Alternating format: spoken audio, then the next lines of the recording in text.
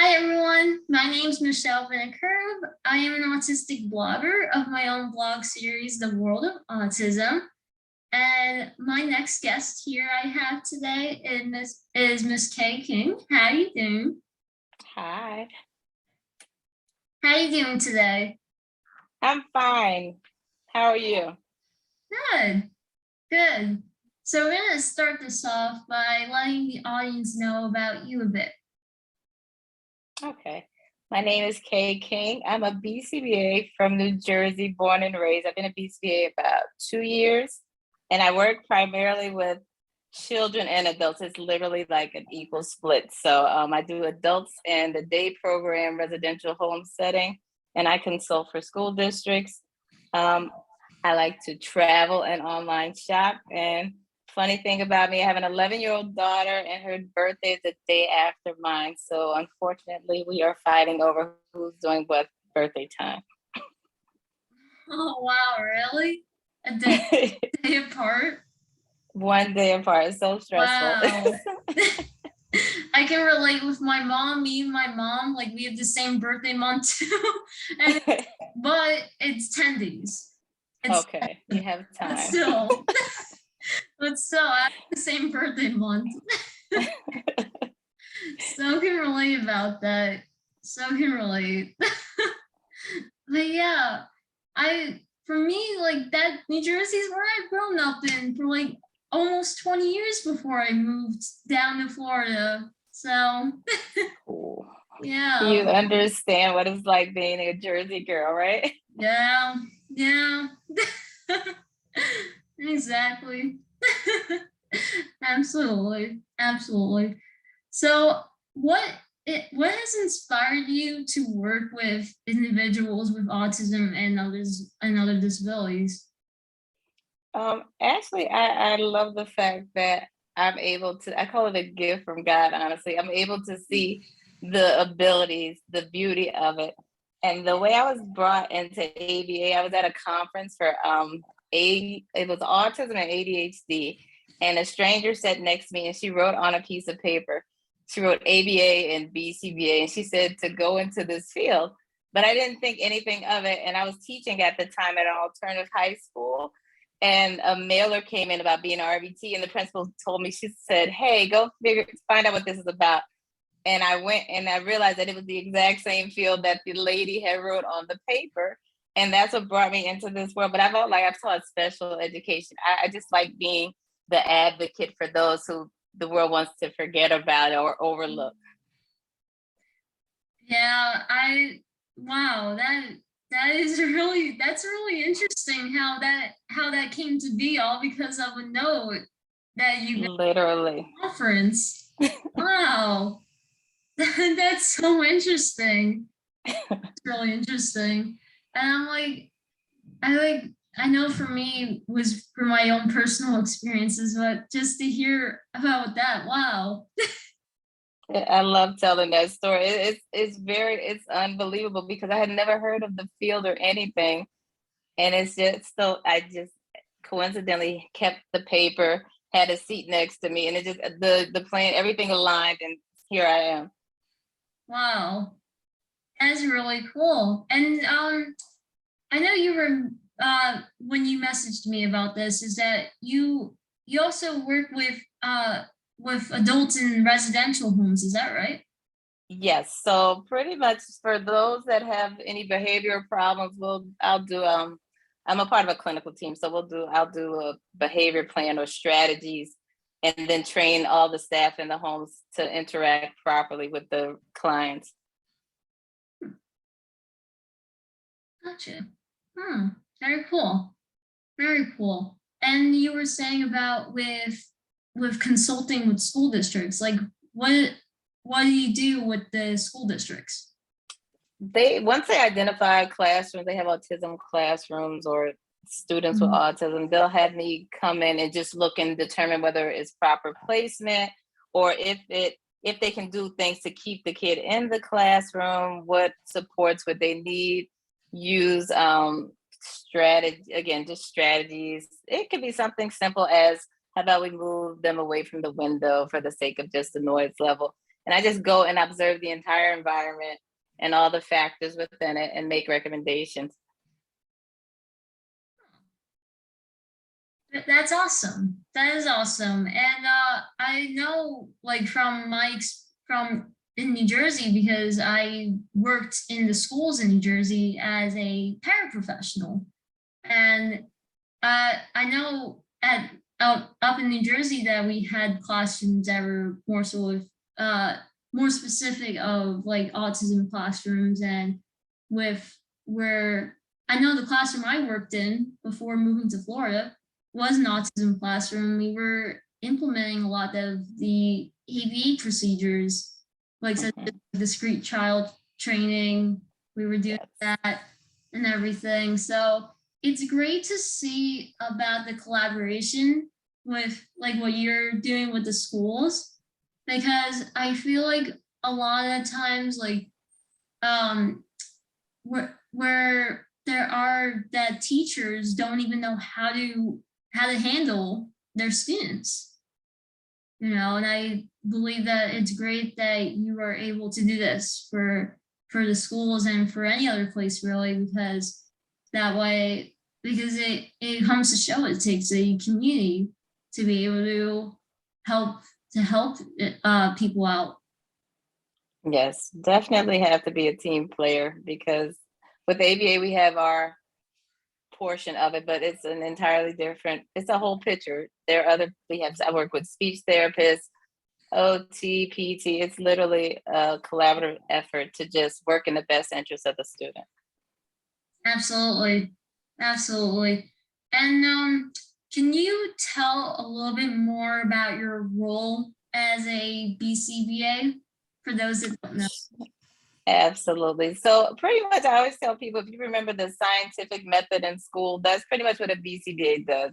So I go into an environment and I just look at all of the factors and I make observations. I come home and it's just a list of notes of just anything I've seen, not knowing what it does or the effect of it.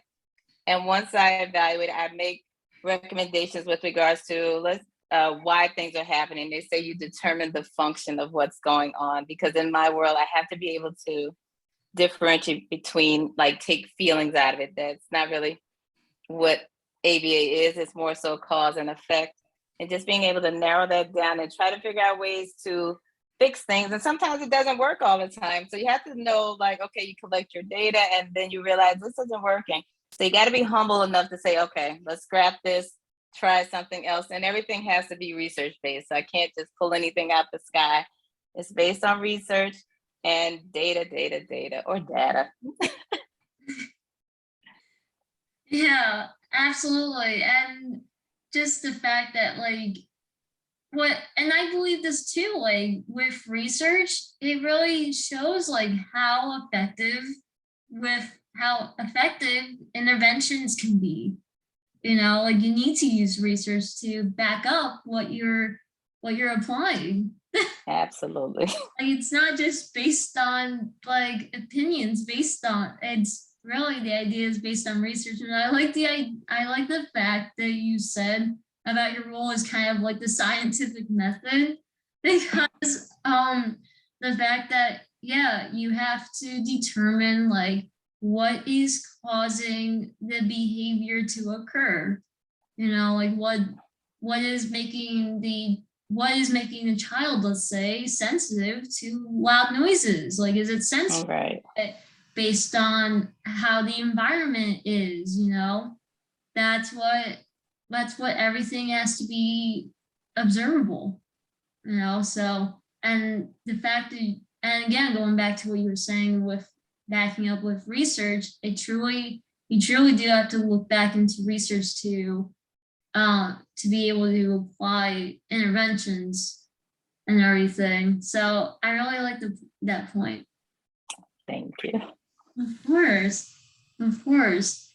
And so you've been at BCBA for a couple of years now? A little over 2, yeah. So I'm fairly new. Oh, very cool. And where do you work as a BCBA? I actually, have you ever, you're from Jersey, Rutgers University. I consult through Rutgers, but it's an outreach program. So it's the Douglas, the DDDC, and we go into different districts. So right now I'm assigned to one school district, and I do consulting for the whole district I have 2 other BCBAs that work with me. And I also work for a company called New Horizons in Autism, and that's where I interact with my adult population.